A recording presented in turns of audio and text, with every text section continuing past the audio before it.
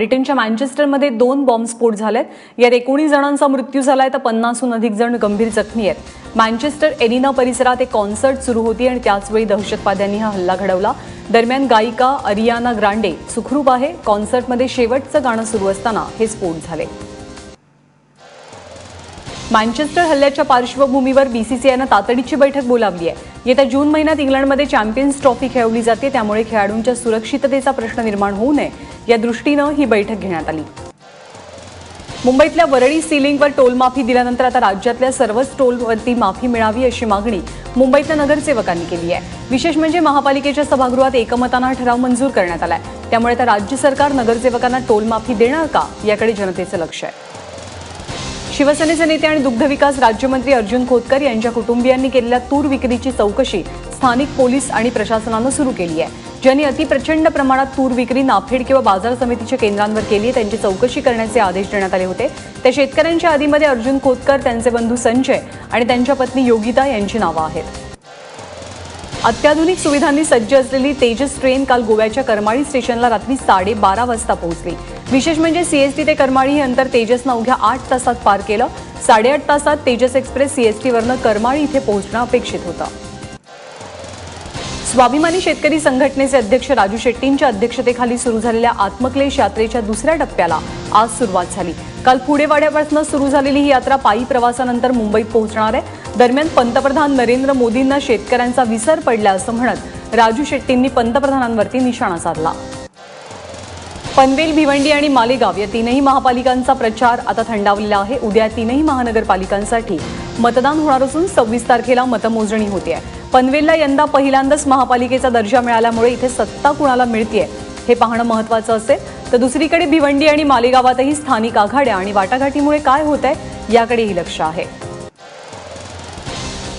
भाजप सरकारनं देशभरात गोमांस बंदीसाठी कंबर कसलेली असताना मालेगावात मात्र भाजप उमेदवार पक्षाच्या अजेंड्याला हरताळ फासताना दिसतात। यंदा भाजपने तब्बल 27 जागी मुस्लिम उमेदवार दिलेत। इथे बहुसंख्य मुस्लिम गोमांस खातात, त्यामुळे सत्तेत आल्यास गोमांस बंदी उठवू असं आश्वासन भाजपचे उमेदवार देतात। तर दुसरीकडे तोंडी तलाक हा मुस्लिमांचा आधार असल्याचं सुद्धा काही भाजप उमेदवारांचं म्हणणं आहे। सीमा भागातील मराठी माणसाला दडपण्यासाठी कन्नडिगांनी नवी हाक दिली आहे। कर्नाटकातील लोकप्रतिनिधींनी कुठल्याही सार्वजनिक कार्यक्रमात जय महाराष्ट्राची हाक दिली तर त्यांचं सदस्यत्व रद्द करण्यात येईल असा इशारा नगरविकास मंत्री रोशन बेग यांनी दिलाय। जय महाराष्ट्र म्हटल्यास किंवा कर्नाटक राज्य विरोधी घोषणा दिल्या तर त्यांचं पद आणि सदस्यत्व रद्द करू असा नवीन कायदा अंमलात आणण्याचा विचार आहे। गोंदियाच्या गंगाबाई शासकीय रुग्णालयात मागच्या 15 दिवसात प्रसूती दरम्यान 18 नवजात बालकांचा मृत्यू झालाय, तर मागच्या 1.5 महिन्यात एकूण 43 बालकं दगावलेली आहेत। रुग्णालयामध्ये डॉक्टर उपलब्ध नसल्यानं वेळीच उपचार मिळत नाहीत, त्यामुळे बाळांचा आणि मातांचाही मृत्यू होतो असा आरोप संबंधित पालकांचा आहे। त्यामुळे पालकमंत्र्यांनी चौकशीचे आदेश दिले आहेत। साताऱ्यातल्या रहिमतपूरमध्ये मालगाडीचे 4 डबे रुळावरनं घसरले। रहिमतपूरच्या स्टेशनजवळच काही अंतरावर हा अपघात घडला। सुदैवाने या अपघातात जीवितहानी झालेली नाहीये, मात्र तातडीने मदतकार्य सुरू केल्यामुळे रेल्वेच्या इतर वेळापत्रकावरती परिणाम झाला नाही। ताडोबा अंधारी व्याघ्र प्रकल्पातील रानतळोधी गावाला लागलेल्या आगीमध्ये 37 घरांची राख झाली आहे। एका किराणा दुकानात जवळच असलेल्या वीज खांबाला झालेल्या शॉर्ट सर्किटमुळे ही आग पसरल्याचं कळतंय। घटनास्थळी अग्निशमन दल उशिरा पोहोचल्यामुळे ग्रामस्थांमध्ये रोष निर्माण झाला। अखेर गावकऱ्यांनीच ही आग विझवली। मुंबईत पर्यटकांच्या मनोरंजनासाठी चालवण्यात येणाऱ्या घोडागाडी आणि व्हिक्टोरिया चालकांच्या पुनर्वसन योजनेला मंत्रिमंडळाच्या बैठकीत मान्यता मिळाली आहे। न्यायालयानं घोडागाडी बंद करण्याचा निर्णय दिला होता। त्यानंतर 91 घोडागाडी आणि 130 घोडागाडी चालक हे बाधित होणार होते, पण आता त्यांना पथविक्रीबाबतच्या निकषांनुसार फेरीवाला परवाना देण्याचा निर्णय घेण्यात आलाय। तसंच 1 लाख रुपयांची आर्थिक मदत देखील मिळणार आहे। औरंगाबादमधल्या शिवसेना नगरसेवक सीताराम सुरे अभियांत्रिकी पेपर प्रकरणामध्ये आणखी 25 विद्यार्थ्यांना अटक करण्यात येणार आहे। पोलीस आयुक्त यशस्वी यादव यांनी माहिती दिली आहे। याआधी नगरसेवक सीताराम सुरे यांच्या घरात अभियांत्रिकीचा पेपर लिहिणाऱ्या 27 विद्यार्थ्यांना पोलिसांनी 17 मेला अटक केली होती। यामध्ये शिवसेना नगरसेवक सीताराम सुरे, त्यांचा मुलगा किरण, साई संस्थेचा अध्यक्ष ॲलन, गंगाधर मुंढे, मंगेश मुंढे आणि प्राचार्य आणि 2 प्राध्यापकांसह एकूण 33 जणांचा समावेश होता। डॉक्टर बाबासाहेब आंबेडकर मराठवाडा विद्यापीठाचे कुलगुरू डॉक्टर B.A. चोपडे यांनी पोलीस आयुक्त यशस्वी यादव यांची भेट घेतली आहे। साई इन्स्टिट्यूटच्या 27 विद्यार्थ्यांना शिवसेना नगरसेवकाच्या घरी उत्तरपत्रिका सोडवताना पोलिसांनी पकडलं आणि या पार्श्वभूमीवर कुलगुरूंनीही भेट घेतल्याचं कळतंय। महापुरुषांसंदर्भात अवमानकारक वक्तव्य करणाऱ्या विठ्ठल तिडके या तरुणावर कारवाई करण्याची मागणी करत जिल्ह्यात कडकडीत बंद पाळण्यात आला। या बंदला हिंसक वळण मिळालं। यामध्ये बस आणि दुकानांची तोडफोड करण्यात आली। शहरासोबत ग्रामीण भागातही या घटनेचा निषेध नोंदवला जातोय। माजलगाव, आष्टी आणि आडस परिसरात शनिवारी रास्ता रोकोही करण्यात आला होता। जालना भूमी अभिलेख कार्यालयातील उपअधीक्षकाला 3000ची लाच घेताना एसीबीच्या पथकानं जेरबंद केलंय। गणेश बहुरे असे या उपअधीक्षकाचं नाव आहे। शेतजमिनीच्या नोंदीमध्ये दुरुस्ती करण्यासाठी 3000ची लाच स्वीकारताना त्याला रंगेहात पकडण्यात आलाय। नांदेड जिल्ह्यातील मुखेड तालुक्यात एका महिला फौजदारानं उंदीर मारण्याचं औषध पिऊन आत्महत्या करण्याचा प्रयत्न केला। नांदेड जिल्ह्यातील मुखेड पोलीस स्थानकात ही महिला तैनात आहे। घरगुती कलहातनं या महिलेनं आत्महत्येचा प्रयत्न केल्याची माहिती मिळते। या महिलेवर मुखेड येथील उपजिल्हा रुग्णालयामध्ये उपचार सुरू आहेत। बुलढाण्यामध्ये काल पोलिसांच्या सतर्कतेमुळे एका अल्पवयीन मुलीचा बालविवाह रोखला गेला। अल्पवयीन मुलगी ही 16 वर्षांची असून तिचा विवाह डॉक्टर रामेश्वर राठोड यांच्याशी होणार होता। दरदडी गावात ही घटना पोलिसांच्या सतर्कतेमुळे होता वाचली आहे। तर लातूर येथील तूर खरेदी केंद्राबाहेर शेतकऱ्यांनी रास्ता रोको केला। लातूर येथील तूर खरेदी केंद्राबाहेर मागील 2 दिवसांपासून शेतकरी तूर घेऊन उभा आहे। मात्र वजनमाप होण्यासाठी होणाऱ्या विलंबामुळे रांगा वाढू लागल्या। त्यामुळे अस्वस्थ झालेल्या शेतकऱ्यांनी रास्ता रोको करत आपला निषेध नोंदवला। वर्ध्यातील कारंजामध्ये चोरांनी घरफोडी करून 8 लाखांचा माल लंपास केला। घराच्या मागच्या दाराने येऊन चोरट्यांनी घरफोडी केली। अन्नराज गायकवाड कुटुंबीय काल सकाळी विवाह सोहळ्यासाठी बाहेर गेले होते। रात्री घरी परतल्यानंतर त्यांना घरात चोरी झाल्याचं लक्षात आलं। हिंगोली जिल्ह्याच्या जामगव्हाण इथे आदिवासी समाजाचं पहिलं राज्यस्तरीय संस्कृती आणि प्रबोधन महासंमेलन आयोजित करण्यात आलं होतं। यावेळी विविध सांस्कृतिक कार्यक्रमांचंही आयोजन केलं गेलं। माजी मंत्री शिवाजीराव मोघे, बालसाहित्यिक सोनाली फुपरे आणि आमदार डॉक्टर संतोष टारफे यावेळी उपस्थित होते। उन्हाच्या झळा या जशा माणसांना बसतात तशा त्या देवालाही बसत असतील आणि असाच विचार करून नाशिकमधील रविवार कारंजा गणेशोत्सव मंडळानं सिद्धिविनायकाच्या मूर्तीला चंदनाचा लेप लावलाय।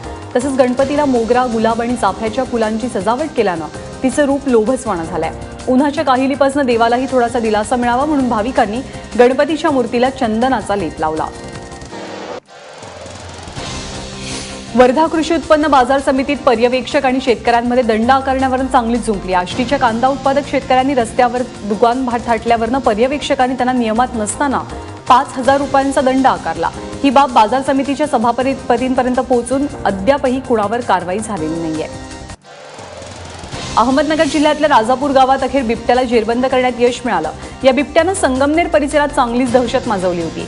जनावरांवरती सुद्धा बिबट्यानं अनेकदा हल्ला केला होता। संभाजी हासे या शेतकऱ्याच्या शेतात या बिबट्याला जेरबंद करण्यात यश मिळालं। जळगावमधील चोपडा तालुक्यातील धानोरा रस्त्यावरती ट्रक आणि मोटरसायकलचा अपघात झाला। या अपघातामध्ये 1 जण ठार तर 1 जण गंभीर जखमी आहे। अपघातानंतर संतप्त जमावानं ट्रकची तोडफोड केली। मोदी सरकारला 3 वर्ष पूर्ण झाल्यानंतरही लोकांवर मोदींचं गारूड कायम आहे। एबीपी न्यूज आणि CSDSनं केलेल्या सर्व्हेनुसार पुन्हा एकदा एनडीएचं सरकार येऊ शकतं। 1 मे ते 15 मे दरम्यान हा सर्व्हे करण्यात आला। 19 राज्यातील 146 विधानसभा मतदारसंघात हा सर्व्हे केला गेला। मात्र गेल्या निवडणुकीच्या तुलनेत त्यांच्या 4 जागा कमी होत आहेत। साऊथ सुपरस्टार रजनीकांत स्वतःचा राजकीय पक्ष काढणार की भारतीय जनता पक्षामध्ये प्रवेश करणार अशी चर्चा सध्या तामिळनाडूमध्ये सुरू आहे। जयललिता यांच्या निधनामुळे तामिळनाडूत राजकीय पोकळी निर्माण झाली आहे। तसेच रजनीकांत यांना असलेला प्रसिद्धीचा फायदा घेऊन तामिळनाडूत सत्ता मिळवता येईल असे भाजपचे मनसुबे।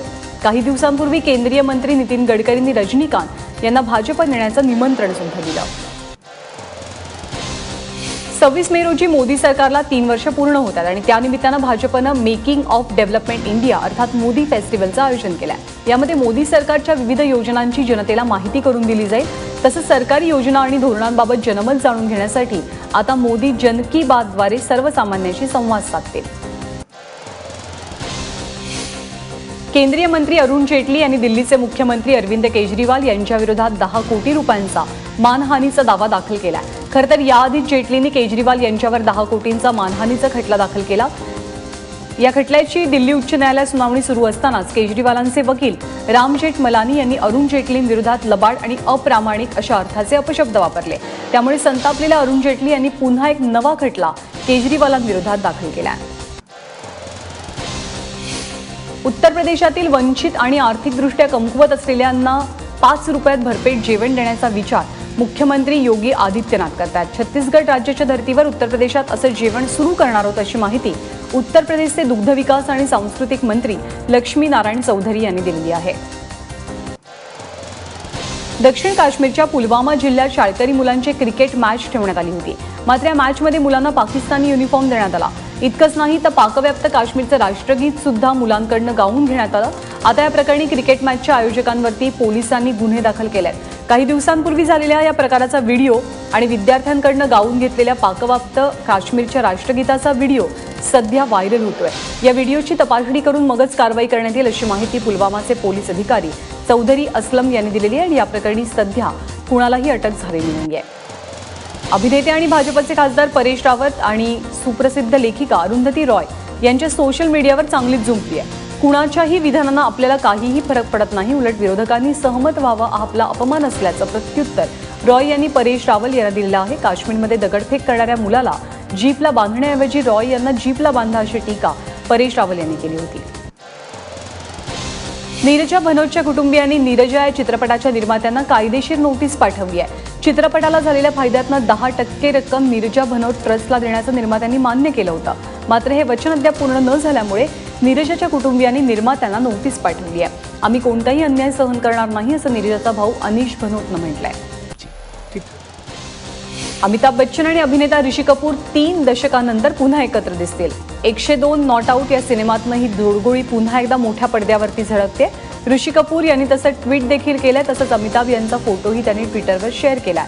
नेहमीप्रमाणे अमिताभ सोबत काम करणं सन्मान आणि आनंदाचं असल्याचं ऋषी कपूर यांनी म्हटलंय। 2017च्या प्रो कबड्डी लीगच्या लिलावाचे आकडे कोटींच्या घरात पोहोचलेत। मूळचा सेना दलाचा असलेला चढाईपटू नितीश तोमरवरती उत्तर प्रदेश या नवख्या संघानं चक्क 93 लाखांची बोली लावली। नितीश खालोखाल लीगमधील सर्वात लोकप्रिय खेळाडू असलेल्या अष्टपैलू मंजित चिल्लरलाही 75.50 लाख इतकी रक्कम मिळाली आहे। त्याला जयपूर पिंक पॅन्थर संघानं विकत घेतलाय।